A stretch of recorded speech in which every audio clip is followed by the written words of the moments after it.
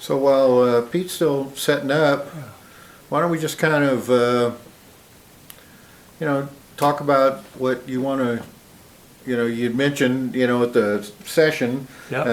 that you, were doing your triads and, felt pretty comfortable with those and I'm just working those a lot. and just kind of wanted to know some jazzier things, I guess. And how to so, move it together and stuff like that. I was playing earlier this week Autumn Leaves and Old Rockin' Chair, Eric Clapton, just kind of warming up on stuff like that. I was just playing, what was that, not Al Green. Anyhow, a lot of the Motown stuff has some of that great kind of sound in it. yeah, right. The funk and soul stuff, and R&B stuff. That's all right. great stuff too. Right. Yep. I love all There's that. a lot of that stuff, right? Yeah. I was playing, in fact, one of my more recent things I was working on was in part to try to work the triads and just moving on the neck kind of stuff. Oh gosh, I'm out of tune already. Anyhow, You're All I Need to Get By, Tammy Terrell. Okay. So, just.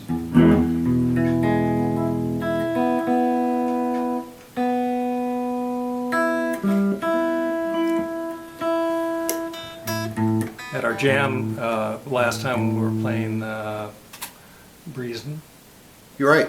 and that sounded great. I loved hearing that. That was great. Okay. So we can start with whatever. I'm more than happy to try to warm up and get into whatever we Well, want to shoot.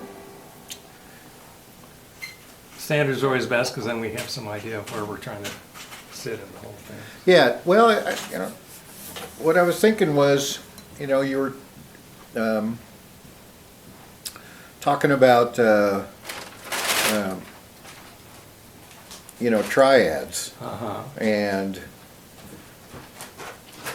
so why don't you just kind of tell me where you're at with triads and how you approach triads. Sure. Part of what I was doing is keeping the grouping of the strings together, just trying to study them from that point. So I had a little thing I was working on.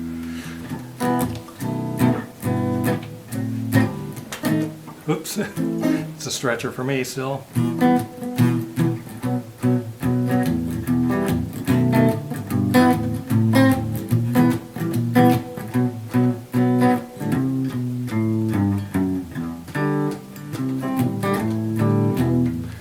Kind of thing, trying to get that motion with the moving melody line and stuff like that.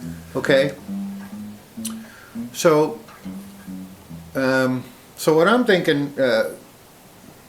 So let's go back to practice routines. You bet. So what is your practice routine? Why don't you give me an idea of kind of a basic. I'll start practice with routine. either some scales or some elements of scales that I've been working on, major or minor. And the minor ones are my weakest point, but for many years all I was doing was pentatonic kind of stuff, and it's really only in the last couple of years that I took some ancient knowledge I had and finally realized how modes might play into some of this stuff. So I've been trying to pay attention to what notes I'm landing on in my modes and that sort of thing to try to keep on track with the chords that are changing. Okay. And working with that. Okay, that's great. So when you sit down to practice, do you have a routine? I don't. In fact, that's probably one of my weaker elements is I'm not sure where I need to be putting my best energy into. I've played scales for years, but to the point of ad nauseum and not doing anything with that. And it was only when I hit the triads that I started getting a feel for where I needed to try to be moving. But okay. that's kind of where I am right now. And so, Pete, how about you? Do you have a specific practice routine that you kind of go through? Not particularly. I usually just I'm so busy or overwhelmed by like adding a song to my routine. That involves downloading the chart, manipulating it, and downloading the original, and probably downloading some tutorials and just working on song after song. Okay. just kind of go at it song by song. Right. Yeah. Hopefully I pick up a little. Familiar sounding to me Yeah. too. Yeah. Okay. Hopefully I pick up a little. Yeah. Little. Use the something song that- as the vehicle to get Yeah, to. I figure the more songs I learn, the more versatile they'll start getting. Sure. At least maybe I'll be able to play those songs. Yeah, yeah. So, well, one thing I would recommend is, Yeah. is that you have a practice routine, or at least an idea of, you know, what's that saying is, if we don't know where we're going, how do we know When we get there. you know, when we get there, right? Sure. And so, I did this, you know, I was in the same boat, and I did the same thing in about a year and a half ago. You know, I made a conscious effort to really, because as you guys could relate, you know, there's things I want to be able to do before I die. That's about right. I'm 71 years old too, right? Okay, And yeah. so you know, that sense of mortality, you know, sets in, and so, you know, I had some very specific things. Well, I thought I did, and then as I started, you know, drilling down, I was able to really zero in on some of the specific things that I wanted to get. And so one thing I did was I took a skill set inventory, and I said, you know, what do I know? You know, what can I just sit down and play, and know? And then I said, what do I, you know, and then what am I working on now? You know, like you take a song, right? What am I working on now? And then, you know, where do I want to be? So, you know, I kind of grouped those things. And I actually wrote all this stuff down. I have a spreadsheet that I've been working on now for that year and a half that is specifically the things that, you know, I'm talking about now. And I brought copies if you're interested, you know. Sure, I mean, yeah, I don't absolutely. mean to impose anything on you. It turned, when I printed it out, it turned out to be whatever this is, 5 or 6 pages. Oh, gosh, yeah. But it really encompasses, you know, I just started with, you know, some really basic practice routine things. And then I went to other things that I've been gleaning off the internet. Mostly, you know, this is all Oh, yeah. stuff that that I basically just get from YouTube channels and books and stuff. You know, I've bought several books and look at and read, you know, and I work from those, and so anyway, the skill set inventory was something I put together, and I just wrote down what do I know, and what I know. It's, you know, obviously going to be different for everybody. Right. I was wondering about the glasses. Yeah, when I was going to break them out. Yeah, the first one I had to enlarge the print to print it out. You know, and actually it's still not all that large, but at least I can read it. So, you know, I just took I call skill box inventory Yeah. of what I know, and so I just wrote down. Not everything I know. Some of the things that you. Yeah, you know, just some of the things that like I know all my major scales and all my keys and all my positions. Okay, so I can go to any degree of the scale for any key, and I can play that major scale, and I don't have to think about it. Yeah, you know, if I haven't played one for a while, I might have to think about it, you know, for a second or so. But anyway, you know, basically I got that. And all my minor scales. So my natural minor scales and, well, basically my natural minor scales. I'm pretty good with the, actually what I'm working on is melodic minor scales. I know those pretty well, but I am working on them. So I put those in working on them because I don't think, I know, I couldn't just sit down in any key and say play melodic minor, play F minor melodic minor off the 3rd degree of the scale. Right. You know, could I do that? Yeah, I could do that. Yeah, It's just not cold. Yeah. I could probably do that. Right.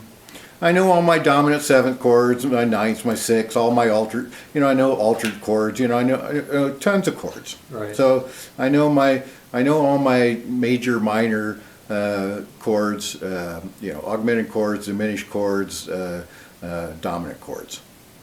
And so I know all my major scale modes. And so I know those. I know, and then I know my circle of fifths, and I know, tons of exercise, lots of exercises, and major seventh arpeggios, for example. So what am I? Then I said I'll just stop there. That's enough. What am I working on? That was kind of the important ones are what am I working on, and what do I need to know. So what am I working on? Well, I'm working on my Pat Martino activities in all keys, my Barry Harris major and minor sixth diminished scales. I'm working on those. My melodic minor scales, my sweep picking, and a little bit more involved in sweep picking, and not sweep picking that you think of when you think of Frank Gambale or folks like that. I'm just saying basic 2 or 3 string sweep picking as it's used in more in jazz, not really in any of that, whatever you call it, Progressive stuff. or whatever, And rhythms, and my jazz rhythms. And so, we can talk, more about, what those are. My pivot arpeggios, landing on chord tones that are not the root. Most of my Right. solos, you just end up on the root. I mean, that's a blues, that's a rock thing, Yes, yes. because it's final and you end on your root. Well, that's not a jazz thing, so if you want to play jazz, don't do that. By and large. At least not all the time. That's right. And then for me, it's playing shorter phrases, not going on forever, and breathing. I really have a tendency to not know really when to stop a phrase. I'll just continue a phrase on, and I'll just go back up, and to me, that's not good.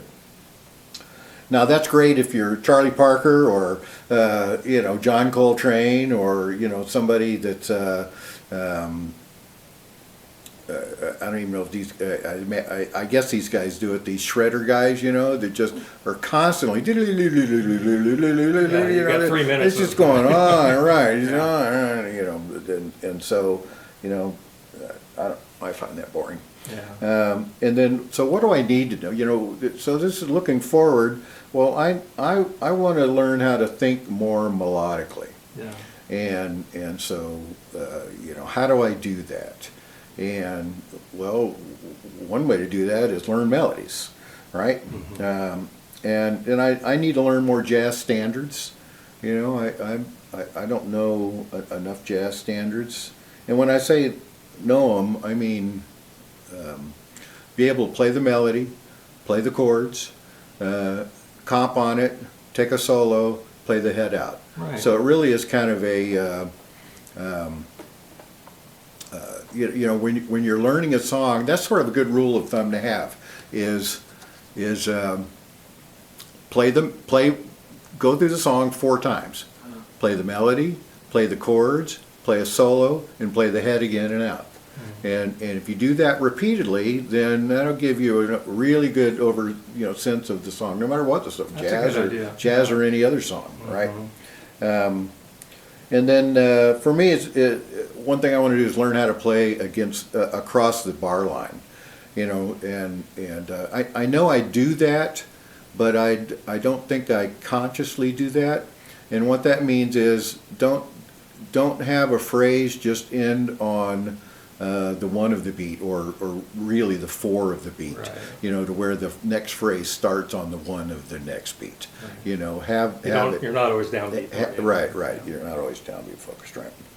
And how to think ahead better, and look at what's coming. That's a challenge. And it is. Yeah. Especially jazz songs when the chords are moving so fast, and so how do you break that down and think about what you're going to play over a 2-5-1, for example, and maybe if it's going too fast, or the 2 and the 5 is in 1 bar and it's not broken up by 2 bars, you forget the 2, you just play the 5, you just play over the 5, because the 2 essentially is you know, just an extension of the 5. So if we're in, you know, C minor, for example, and you got a 2-5-1, and 2-5-1 is D minor 7 flat 5, and you go to the G altered, you know, and you know, this very similar sound, a lot of the same notes, right? You got the D, you got the altered note is the flatted ninth, right? And you got the flatted or the raised third, flatted, or the, just call it the fourth, and you got the 7. Half step difference. So that very similar. So you don't have to play this and then go to a 7th, particularly if it's over the you know, if it's going by quickly. Just think, you know, just think C minor G7 for a bar. You know, you don't have to think.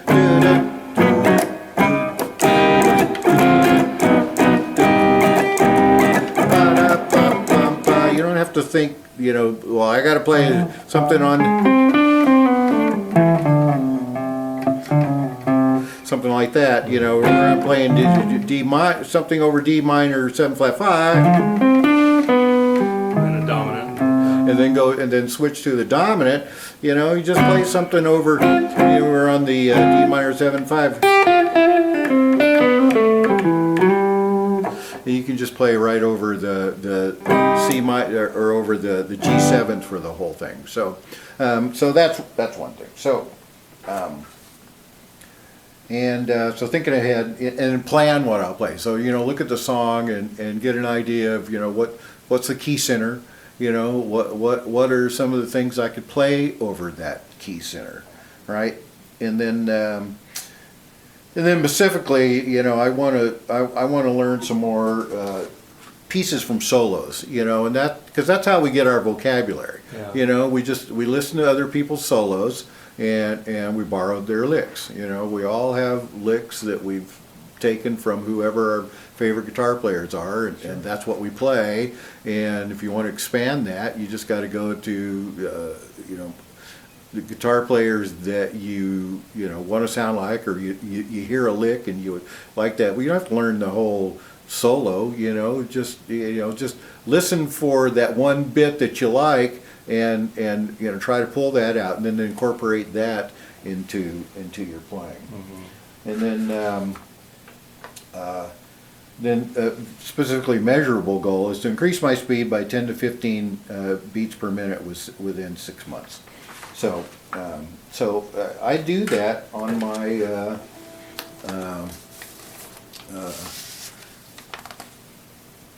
practice routine spreadsheet. I have all these things that I practice, and I keep track of the date, and I use a metronome and how fast I practice them. Right. You know, and so I write all that stuff down, and so you know, that's the only way you're really going to be able to To measure what you're doing. to measure Yeah, if that's right. you're making any progress or not. I like So, that. so I encourage you to do something like that. You know, just Yeah. take some time, reflect on it, and think about, you know, those things. What do I do, where I'm trying to get? Right. Find Yeah. a What do I technique What do I to know now? What am I working on? What do I feel I need to know? And just write those down, and then you have something to look at. And then make some goals for yourself in terms of your practice routine. And I have some goals I made for myself that I make. Is this stuff interesting to you guys, or perfect. you No, want to it's move on great. to? We'll get there. You're This is okay? good stuff. This I'm, this is this infrastructure to get there, right? Yeah, well, that's kind of why I'm approaching Yeah, that I way. like that. That think, makes sense to me. You know, and so effective. So, I love getting old. yeah. Effective practice. You got to want it. You'll be motivated to practice this for the sole purpose of improving. You know, and you know, I think we're motivated to do that. Oh, yeah. Analyze and break down the skill to be practiced into small sections. Use smart practice techniques to work on these sections individually and then together. What is SMART? SMART stands for, what's SMART? Oh, it's an acronym. Yeah, it's an acronym. I think it's simple, measurable, Repeatable at some point, but there's no warranty. yeah, A is accountable, or I can't remember.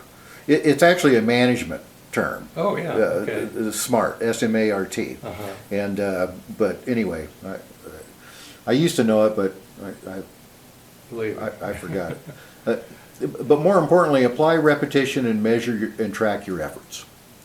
You know, we all know that it really, I mean, how many times, I do this all the time, you know, I'll spend a long time working on something, and then the next day I've forgotten it. You know, and you know, and I have to, you know, I have to do it all over again. Well, you've got to do that you just got to keep doing that. You know, and the next day, you know, then the next day. Do you guys practice every day? Yeah. Practice About every an hour day? or two. Yeah. You practice I every play day? every day, yeah. Try to, yeah. No, Yeah. it's You certainly try, even if you just pick it up for a couple minutes. Yeah. You know, just to, you know, have it. But yeah, that's I good. used to tell my students when I was teaching, you know, just pick it up for 5 minutes. Yeah. Because I know once they pick it up, it'll be more than 5 minutes. Yeah, If, right. If I did my job. Right, right. And have it available. You know, keep your guitar out. Yeah, you that's know, right. All that That's stuff. right. Yeah. And then acquire ongoing feedback on your effort from an instructor or self-analysis from recordings. We talked about that. Use the 4 R's: record, review, refine, repeat. And so, you know, guys do that. Yeah. So I wrote down my goal: playing beautiful melodic jazz solo that develops a theme, has rhythmic continuity, that emphasizes a harmonic color, use tritone substitutions, develop a theme through a progression. So that's my goal. My deadline is by April 2nd of next year. I think I wrote this, I said 1 year, so I Okay. did this in April. Make a plan, which is this document, and then consistent action, practice every day. So anyway, you know, you write it down, right? Yeah, make it solid, yeah. And then I wrote down the different sections of what I want to practice. So I wrote down harmony. So I broke it down into harmony, rhythm, scales, and arpeggios. And I thought I had another one there. This is the next page. This is a few rows over. And I wrote down some solos I wanted to learn.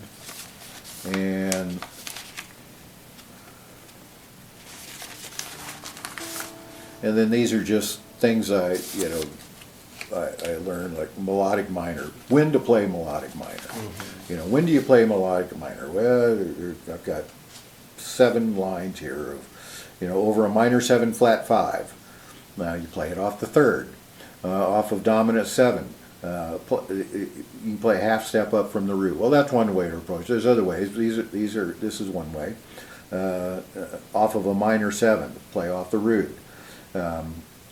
Off of a non-resolving dominant chord versus a resolving dominant chord, and then, you know, what are the tension notes that you're looking at, and so, you know, you get a sense of what these are, and then and then Pat Martino's activities. Are you familiar with Pat A Martino's little bit. activities? Yeah, no. And so, you know, if you're playing, for example, is activities in G minor, what do I play them over? Yeah, well, you can play them over G minor, of course, but you can play them over B flat major 7th or 6th chord. You can play them over C dominant. You can play them over D minor. So anytime you're encountering, you know, those chords, or maybe that is sort of the chord, the tonic center of the tune. you know, you can play it over that. And then I have that in all keys. And then a little, I wrote down a little swing, swing it. Swing it is important, especially in jazz. Keep us alive, yeah. You gotta have swing, and you can't make it swing, you gotta let it swing. Somebody said that. Practicing is about developing options. Playing is about making choices. So you practice to develop these options that you want to do, and then when you're actually playing, you make those choices to do that. And just some other things. And then a bunch of things like where you can play altered scales, something about the diminished scales, the train solo pattern. John Coltrane, he's kind of famous for his solo pattern, which is just 1, 2, 3, 5. That's all it is. It's pretty simple. But and then pentatonic scale. You can play the pentatonic off the 5th of the chord in question. Doesn't matter if it's major, minor, or dominant. So and you guys probably already know this. But, Well, you have it nicely summarized, and that's... yeah, and so anyway, so I have to go over that. So I printed out a copy of you guys if you want to take Yeah, it. I'd like that. Do whatever you want with it. I don't Sure. care. But it's helpful for me, and I actually have it up on my computer screen pretty much all the time. So when I sit down and practice, I look at it and go, what do I want to do? And I actually had a lesson last night with my teacher, and and he said, you're at the point now where you don't really have to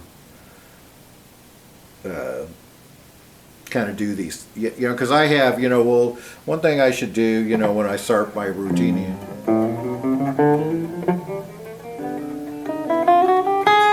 is do my chromatics, Yeah. And one thing I'm working on is when I pick, I want to, when I down pick and I'm going to the next string, I want to down pick. I have always alternated picking. So no matter what I pick, I always alternated picking. And so it didn't matter. I never paid attention to whether it was my last stroke before changing strings was an upstroke or downstroke. It just naturally was working out.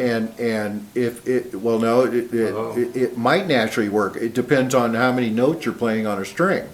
Because if it doesn't work out, then you're going up when you want to go down, and now you've got all this pick travel to get down to the string to play down. Whereas if I'd done it where it was down, I could just, I'm already there and I could go down. Same in the opposite direction. If it's an up, then I'm already in position to go up for the next, or even switch to go up. But if I'm down and I've got to travel all this distance to go to the next string, that's just wasted effort. Right. It's wasted. That's technique. It's very inefficient. That's a technique. So that's a technique that I've been working on, and it really has kind of slowed me down. Another thing I've been working on is I have always played with my fingers down here, and kind of use that as a brace, right? Yes. And I think I'm finding that is limiting me. Sure it is, 'cause I do that So too. one thing I have learned is I take a pick, because I want to keep my fingers closed, and one way to do Oh, that yeah. is hold on to something. Sure. So I just hold a pick there, then it forces my fingers under here. And now my fingers, now I'm not resting them. Now my hand's floating on top, Right. and I'm really concentrating on trying to minimize my pick stroke. If you already have a quick pick stroke, or not I don't know how to say it, it doesn't travel very far, then you're in good shape. And yeah, and that's great. That's where I want to be, but I'm not there yet. You know, I still do a lot of, you know, up and down where I want, you know, slow, you know, I want to keep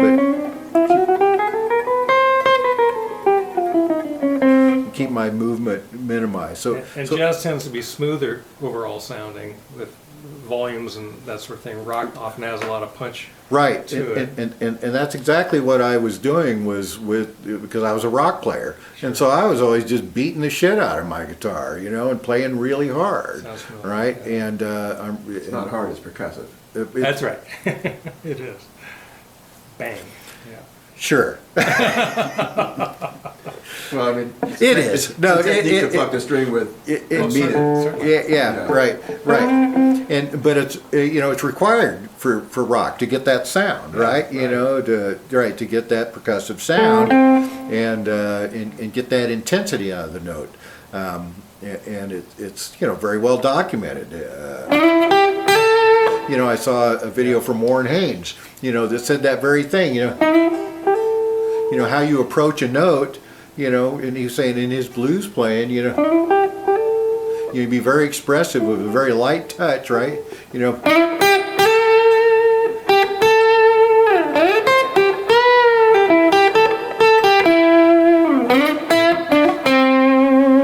you get that. You know, you get if that's the sound you're going after, then the only way to get that sound is to pluck it hard. With attack. Yeah. Right. I just caught his last tour. Right. And so, but that's not the sound in jazz, you know, unless you want it. I mean, it can be. Sure. But typically it's not. And so, and one way to get the fluidity is to be more efficient in your pick stroking. So that's one thing I'm working on. So, all that said, those are some of the things I'm working on right now, and I'm making a conscious effort to do that. So, like when I practice my arpeggio, normally I would, you know, and I just did it right then. My default is to go down, up. You know, when the next note is on the next string, I go down, up, down, up, and then down, up, down, up, down, up. But I'm trying to go down, up, down, up, down, down, down, down, up, down, down. And then so the next one is down, down. But the next string has two on the same string, so I got to go down, up, down, down.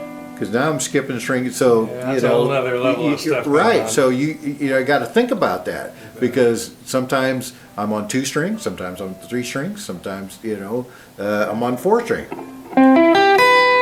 You know, on that arpeggio, so it's all down. So.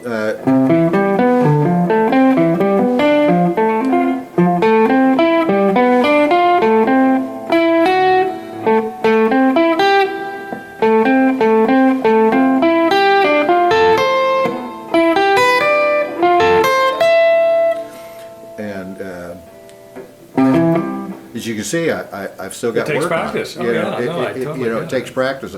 But I'm realizing that the benefits of it. Because I'm already telling that I'm getting a smoother sound. Well, one thing about this sound, it's more like Charlie Christian. Charlie Christian was all downstrokes. He did everything downstroke. So when you listen to his solos, you know, one of the reasons they sound the way they do is because he's hitting all downstrokes. But so it has a very definite sound, and because I can get there quicker, I can.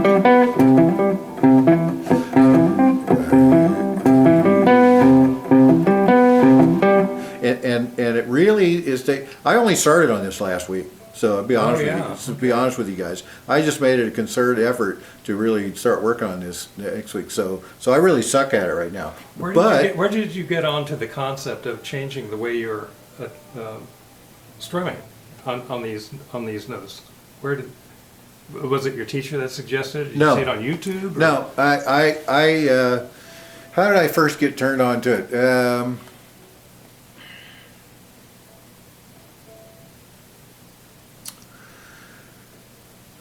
I'm not sure what made me think of it to begin with. I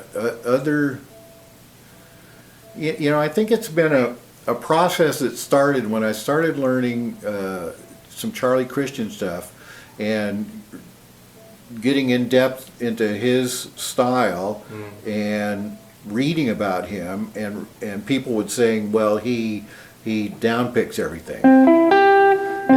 And then it came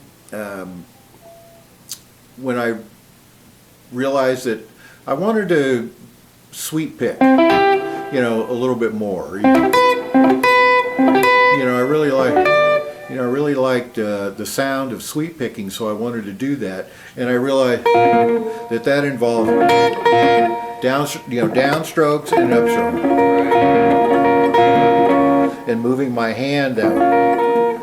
So in order to do that, I got onto the idea that, well, if I need to learn how to get away from or get to the point where no matter where I'm at, if I want to sweep pick, I'm going to have two downstrokes in consecutive order, then I have to make a conscious effort to build that down concept into all my picking. Not just when I wanted to sweep something. That in order to be ready to sweep somewhere, that I had to already have In my position. fingers trained, Yeah. that when I go from one string to the next one down, I It's just there, downstroke. yeah. I downstroke. So then I started looking for videos on specific picking techniques on how to do that. And so it's kind of Is there anything, any name, are they just putting it under the moniker of sweep picking, or is there anything more specific about the technique that is named or anything? No. Not that you've seen. Other than just picking techniques, Okay. and Yeah. I've found several videos. One is and I just stumbled on him, Ben Eller. His name is Ben Eller, and I never would have stumbled onto him because he is a shredder, Oh, and he's a kind of a young guy, young to me, and man, oh man, can he go? And he's really, but he's a really cool, laid back guy, and real approachable, kind of funny.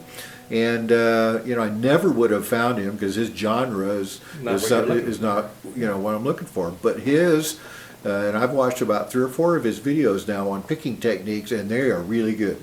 Ben, what was his last name? Eller, Eller. Eller. Okay. And so anyway, and then there's a guy out there. I think his name is Troy Grady, and and I've seen his videos before, a long time ago. He puts a phone, an iPhone, onto a gadget that connects to the guitar, and he has all these super guitar players, Eric Johnson, and he's got different. Steve Vai, I think, these guitar players that are, Monsters. and he's gotten them to come in, and he sets this rig up, and he has them explain their picking techniques, and with demonstrations and how he does stuff. Really cool. That is cool. Really cool. And so, anyway, this Ben Eller guy, he got that contraption, and so he uses that too for his stuff. So I liked his stuff, so I got some stuff from him. Yeah. So I thought that was really good. Okay, so let's go back to, you talked about triads. Okay. Get some kind of. So on triads, Now, you did, this thing you did with all those chord inversions. Right. I don't look at those as triads. Okay. I don't see those as triads. I see those as chords. And, Well, I built it up into chords. I started with 3 strings. okay, Yeah. and so, Just to get that concept of, okay, here's how it feels and how it looks. Because those are forms I wasn't used to using. Like, yeah, right, you know, it looks like an E, but it's not on E. Right. That kind of thing. So, right. Yeah. No, I get that, right. That actually is E7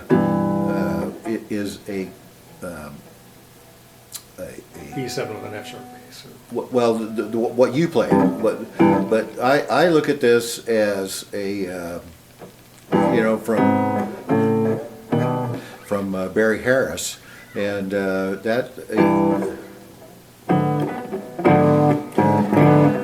that's actually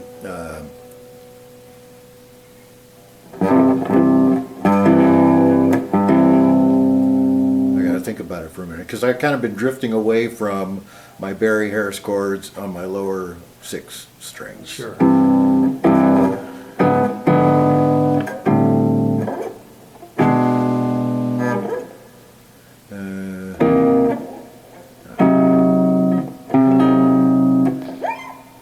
I won't get to that. Anyway, but what I was getting at was in terms of triads, what's been helpful for me, and I have this on my sheet, and I don't go through it very often, but I have, do my triads in every key and every position for every 3 sets of strings. So let's take C for example.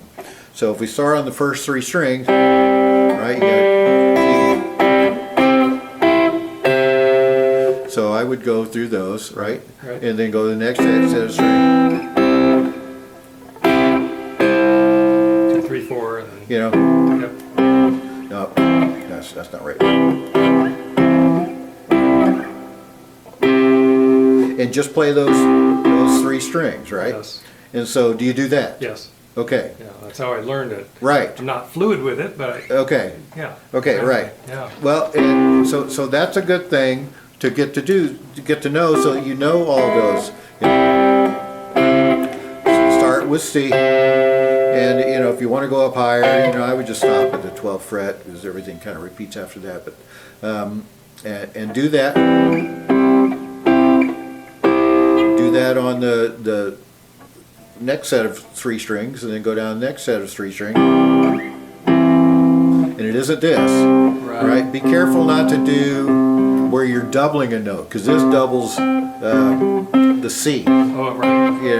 You want it. All you want is a triad. We're talking triads, And get all 3 right? of them. Yeah. So 3rd, 5th, root. Right.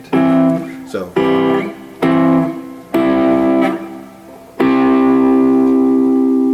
And so you're looking at, on this string, you're looking at the root, 3rd, 5th, root.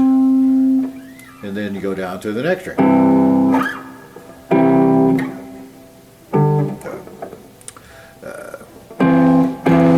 Like I say, I tend to ignore my lower strings because the bass player's always playing. That's true. So, Yeah. Unless you're solo on an acoustic. and I'm really not learning. I am starting to work on that.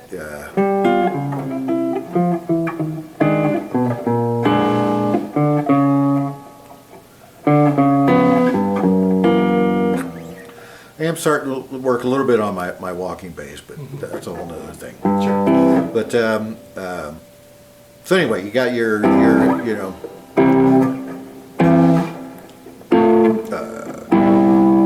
you got your triads down there. Then go to F, right? And you go through the circle of fifths. So you go to F.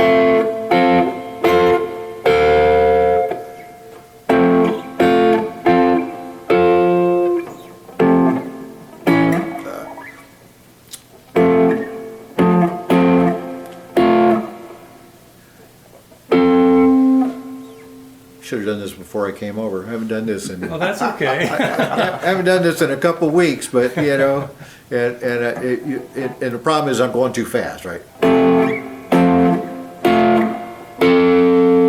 Right? Yeah. And and then you know,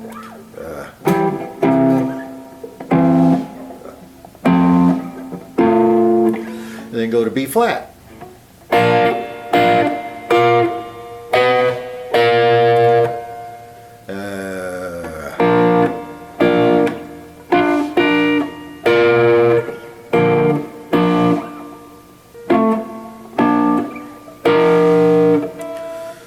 I'm not making a very good impression here, am I? No, no, don't worry about but, it. and then go to E flat.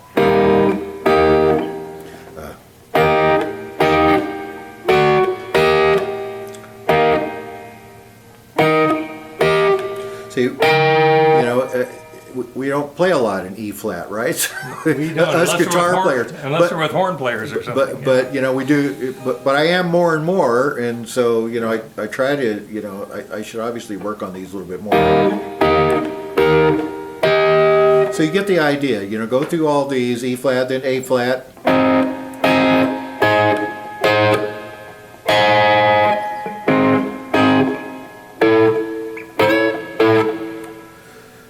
Or was I A flat?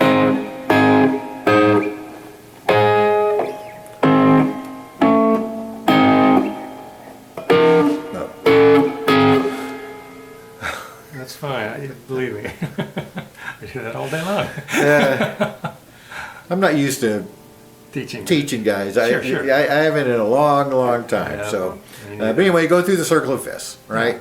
And go through all those, and And I can see once I do that and get it smooth up and down, yeah, then go up one way, down the next chord, up, you know, sure. and you- start mixing it up like right. that. Do permutations of that. Right. Yeah, Exactly. yeah. Exactly. So you get used to, you know, these triads and these, and so when you're playing a solo or playing a song, and no matter what key you're in, you know, when you get to a place in a solo or, you know, somewhere, you know what the finger is. So if you're an A, and, you know, and you want to play something down here, you know what the triad is.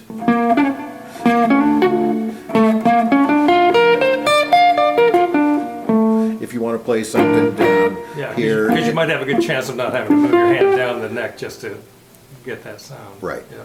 Right. So, okay, so you feel pretty comfortable with your triads then. Yeah. So good. So, what about your, you know, playing single note? Are you comfortable with thirds, triads, I'm try- and I'm try- arpeggios?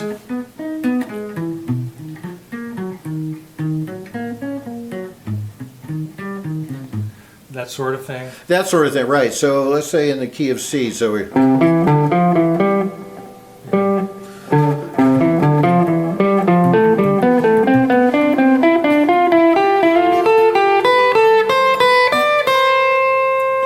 Oh, my husband.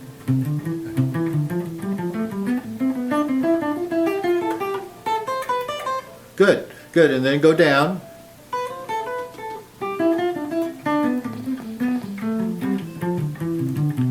Good, A little sloppy, but yeah. and then, so then triad.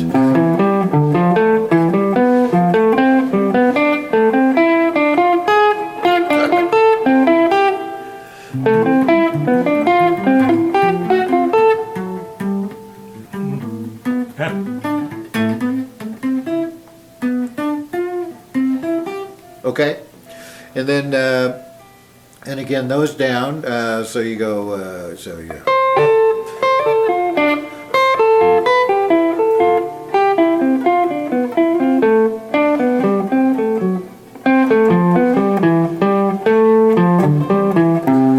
So you want to go down them Oh, too, you know right? what? I don't think I practiced that right. So- very so you much. go down. That's something to work on. And then the next thing is your arpeggios.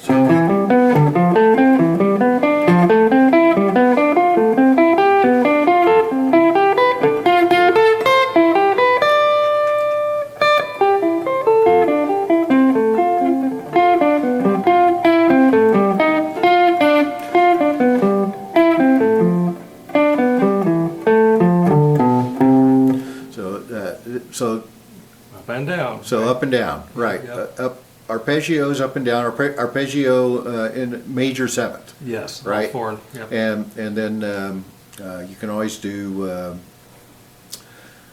so you want to do that in all keys. So you start in F, you start, you know, do them.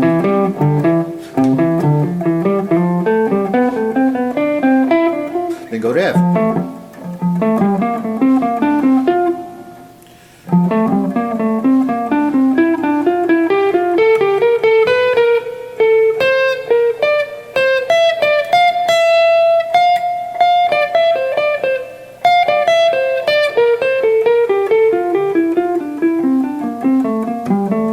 Then go to B flat.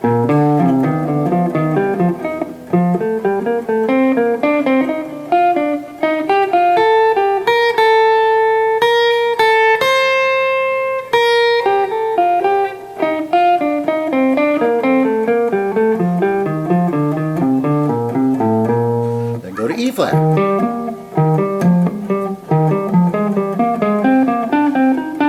And so forth. Yeah. Then go to B flat and, you know, and just And I'm go. watching your sweeping hand too, so. I'm probably not doing it. I'm No, not, you're doing it half the time at least. Yeah, I'm not even thinking about that. That's good, though. I'm worried about getting my notes here That's- because I'm trying to make as few mistakes for you guys as That's possible. okay, I know the sound you're going for, so that's, yeah. And so I'm only thinking about one thing at a time. I'm That's not worried fine. Yeah, about yeah. that, but call me out on it. That's cool. I Well, no, because I know it's one of the things you're working on. You're not just working on right. arpeggios. I get it. Yeah. Right.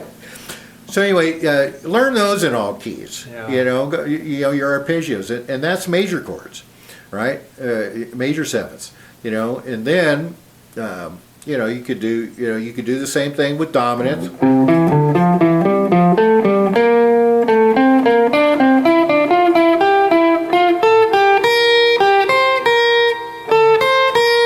With the flat seven Right. instead of the sharp seven, and then you know do those in minor.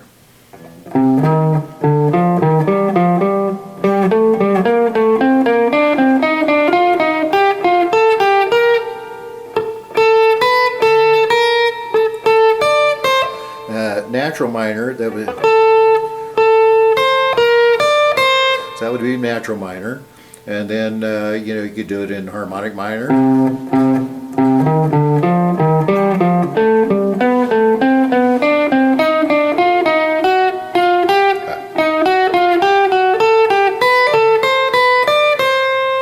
So that's melodic minor, and then you could do well, that was yeah, that was melodic minor. And you could do harmonic minor, which is the flat six.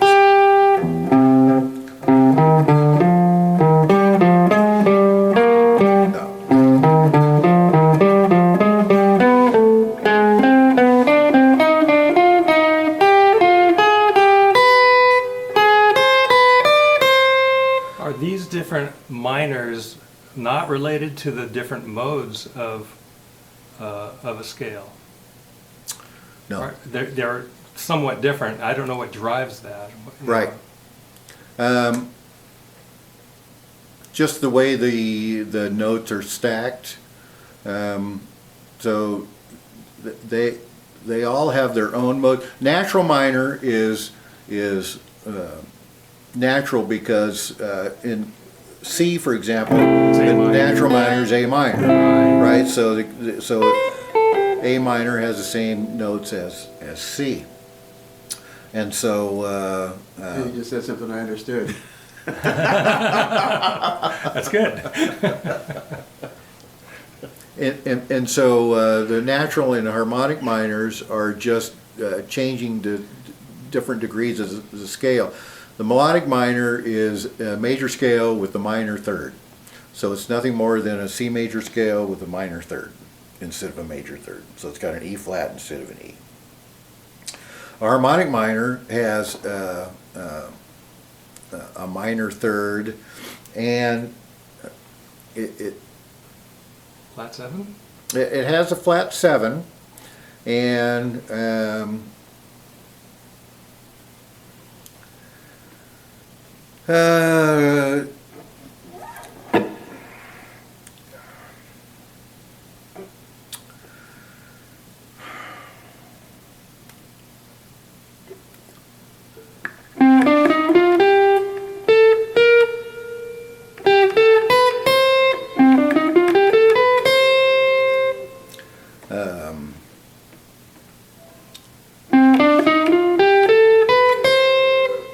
that's the melodic minor. Okay. It has a flatted third, has a natural sixth. I'm debating whether to confuse things or not, but I won't. Okay, well, that's fair. It's different in classical music. Melodic Yeah. minor is a little different in classical. It's one way going up, it's another way coming going down. Yeah. And so they don't do that in jazz. They don't lower the sixth going down in jazz. In classical music, they lower the sixth going down, Yes.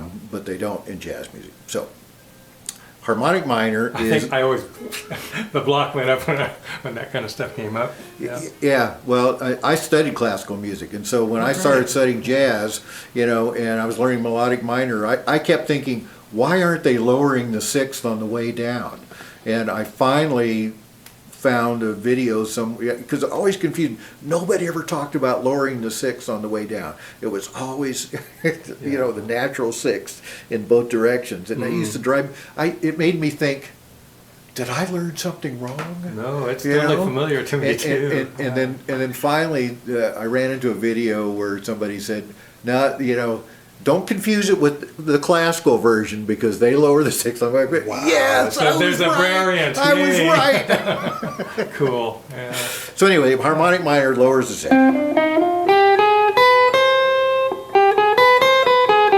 There's that great East. It's kind of that gypsy Asian. minor. Some people will call that gypsy minor. I've heard that called gypsy. I've heard it called different things. Indian minor, gypsy minor. Right, right. Because it's got Janis that. Joplin song that had Yeah. that. Sting, I think, had some tunes like that. I always think of that song, "Paint It Black," Rolling Stones. Oh, yeah. It has that.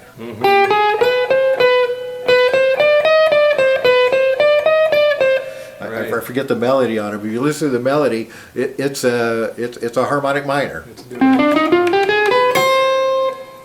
And so, anyway, you want to learn your minors. In jazz, it's particularly melodic minor. That's what's used most often. But Pat Martino's lines, his activities and his method of minor conversion, where he uses these lines he's constructed, actually combines melodic and harmonic minor into his lines, and so it really makes it very Unique, interesting, yeah. and makes it very very compelling to me. So anyway, so in terms of learning jazz, what else? Where else can we go with this? I've given you a lot of stuff. Yeah, those are the I don't know if fundamentals. Yeah. anything. Hopefully something that can be helpful. Oh yeah. No, just the way I approach practice, I think, is really important because I've been too unstructured, and I know I need some kind of structure. The fact that you're sitting down with pen and paper or a spreadsheet or something just to make it solid. So okay, this is what I will be working on, so that I don't miss that. Because Yeah. I often get off onto a tangent. Oh, I discovered this interesting thing. Almost every day I'm finding something interesting. Yeah. And so I get distracted with that stuff. It's all great stuff to practice, but I don't want to lose my fundamentals either. I do the same thing, man. I'll be watching a video, it ends, and another video comes up, and I go, "Oh, what's this one about?" No, I'm getting more and more into it. No, get back It'll to what still you're be doing. there. Cool. So, to play jazz, to play anything really is, a combination of the notes. There's only 12 notes, right? Yeah. And so, even though the guitar has a lot of different ways to, a lot of different variations, well, endless variations, but It would feel like it. what is like I don't know, I did the math once on it. 22 fret instrument, it's like Oh my God, yeah. 122 notes or something like 122 pitches. There's only 12 notes, right? Right. It's only Different 12 pitches. notes. That's right. There's different pitches, You bet. right? But there's only guitar. I think it comes down to about 48 pitches because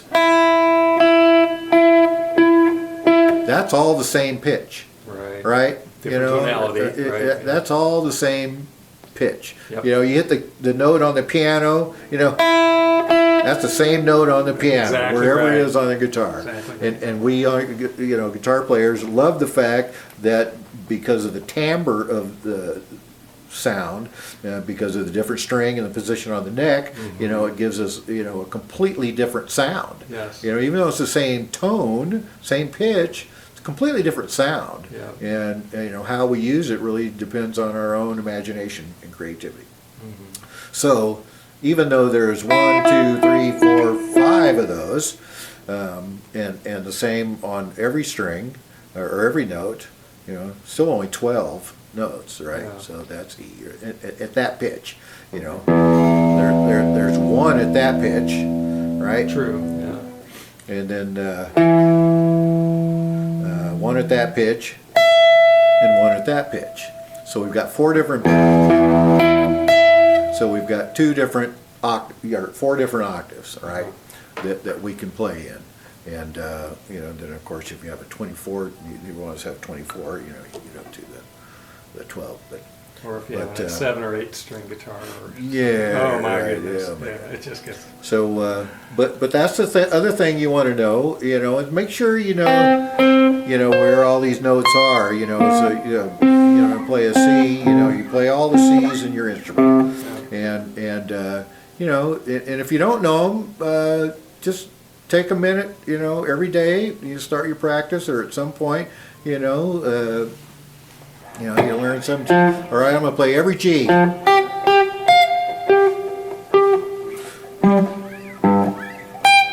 know, did I get them all? I don't know. Right. You know, Yeah, I'm weak on that one too. you know, and I can find them, but I'm not. yeah, fast right, on it. and you don't want to have to hunt and peck for them. Right. You know, and so Just wanna know it. you know, one way is like, you know, I started, you know, start with a string, you know, and just go string by string. Open, You and then know, run it. You know. and you can go down vertically.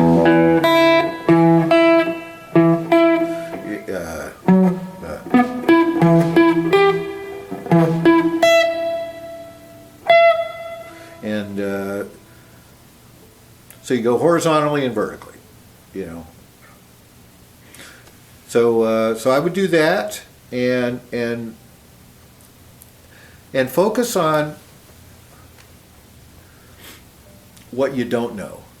You know, you know, I see this a lot of times in videos. Is why do you want to keep practicing what you already know? You know, you already know it, right? Practice stuff you don't know.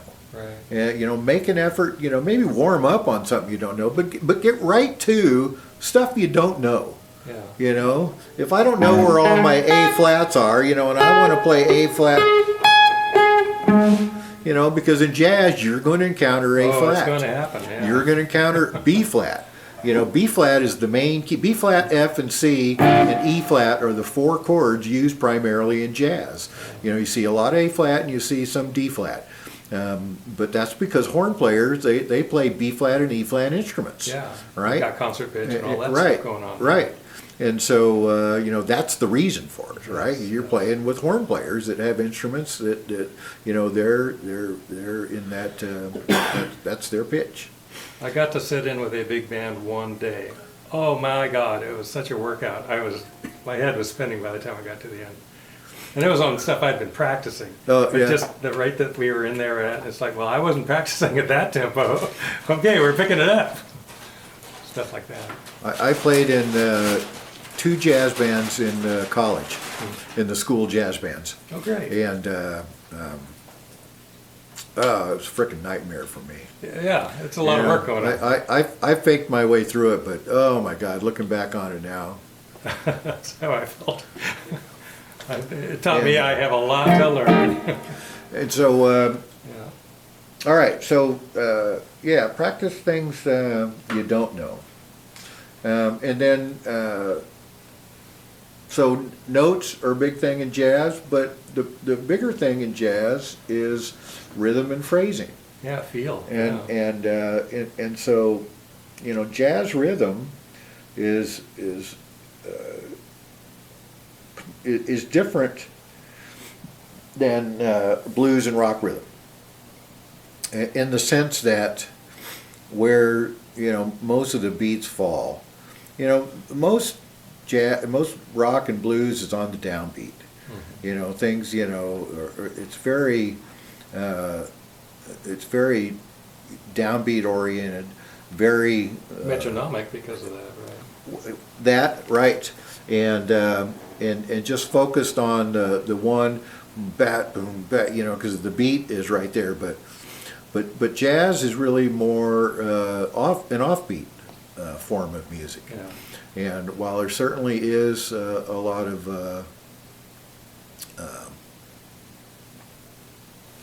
on-beat playing, it reminds me of I sat in once with a band. I won't say who or where, but it was a jam, and I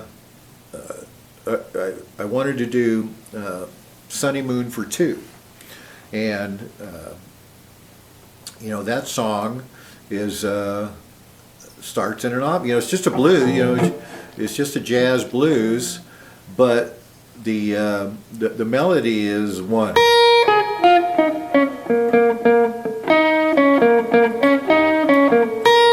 So it's one and da da da da ba da da da da. And I was trying to show it to the other guitar player so that you know, I could play a harmony against it, Yeah. but he couldn't get it. You know, he would go 1, 2, 3, 4.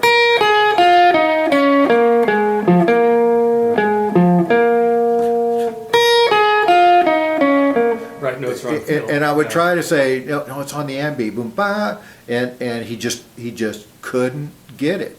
And so, you know, you know, in his defense, we were doing it on the fly. Sure. And, you know, I mean, we were sitting down here like this, you know, and he had a chance to think about it and, you know, and be relaxed.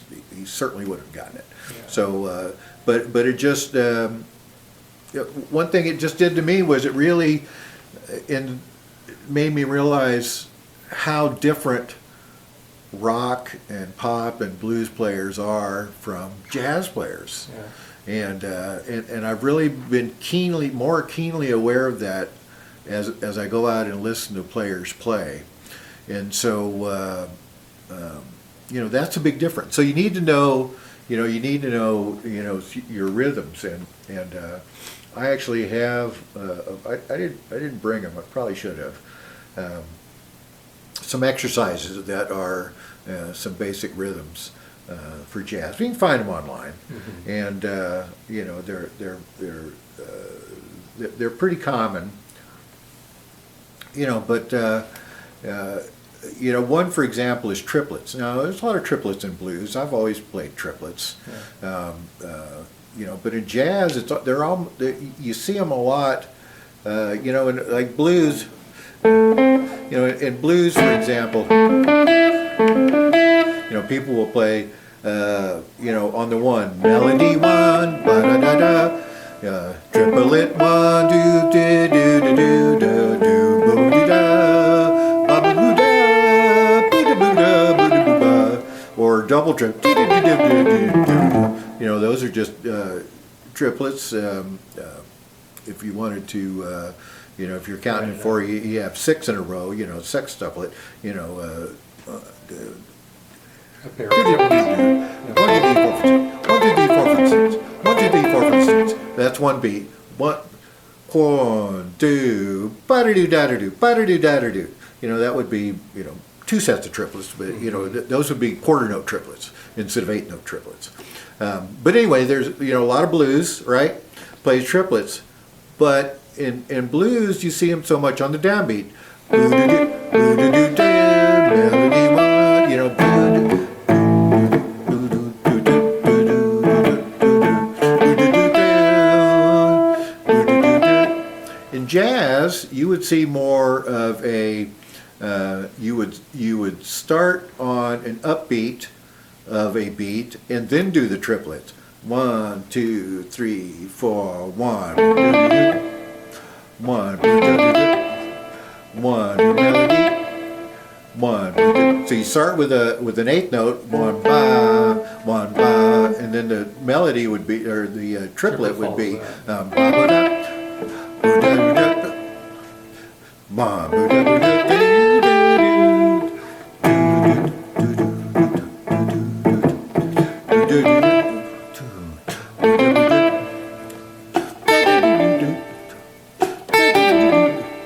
Where in blues it would be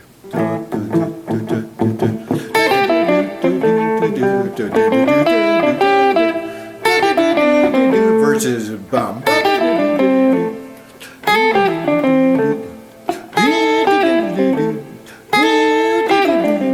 You know, give it a full quarter. One, and start the triplet on the upbeat of the next beat. One. Yeah.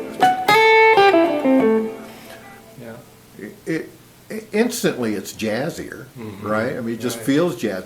But you know, I guess you call it jazzier. You know, to me it just sounds. I guess it sounds better. I'm getting aware. I just prefer that sound. Right. You know, I listen. I've been listening to so much jazz, you know, over the last year and a half that I don't even really like. I'm getting to where I don't even like listen. And I've been a blues and rock player all my Forever, life. yeah. But to me, man, it just doesn't swing. You know, it's got to swing, right? You got to make it so we. You know, straight 8 notes. You know, if you do 8, and you can swing 8 notes. It could be 8 notes. 1 and 2 and 3 and 1 and 2 and 3 and 1 and 2 and 3 and 1, 2, 3, 4. If it's just straight 8 notes, it's ba-do-da-do-da-do, da-do-da-do-da. But if you want to swing it, you go.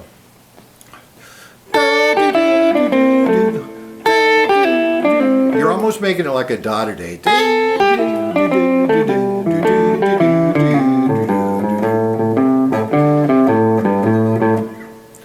You know, and so make it swing. You know, you let it swing. You can't.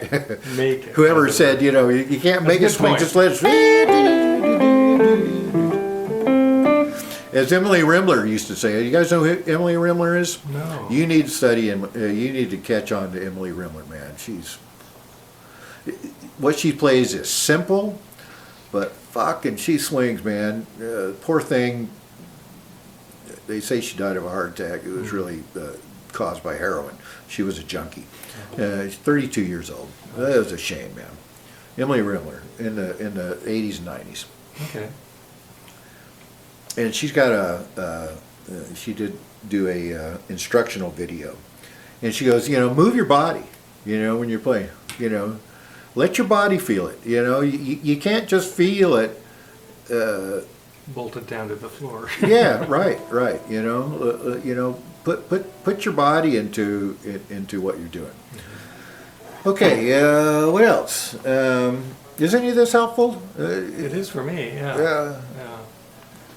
Pete, It's be a lot of stuff to go back. Yeah, and- yeah. Oh, me too. Pick up Yeah, little parts- absolutely. little It- parts on. it's a lot, and I don't want to overwhelm you guys. You know, I don't want to give you too much. Well, it's too much, but I've kind of got it captured, so I can go Review listen it. to it. Like, Yeah. I could take pretty much any one sentence that you said, and go look at stuff. Okay, good. Yeah. And there may be 3 or 4 sentences there. The rest is just a bunch of rambling nonsense. No, I mean anywhere in this tape I could take a sentence and go And go find build off something of for that. it, yeah. Yeah. So rhythm is important.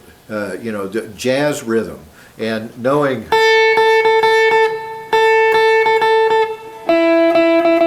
Something just simple as a quarter note and then 2 8 notes.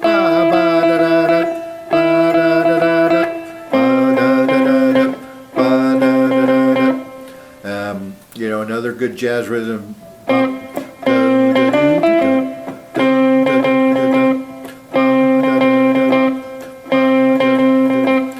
Any, you know,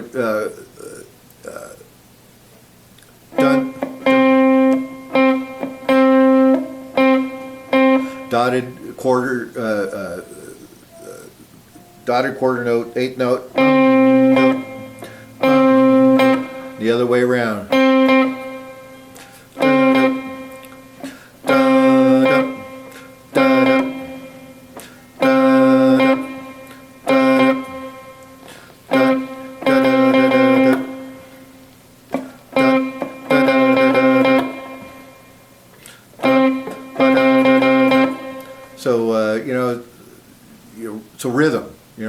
version, or you know.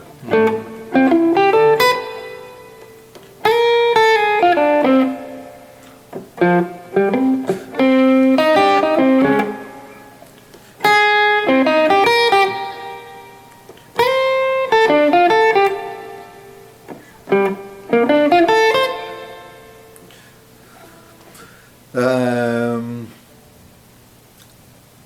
and then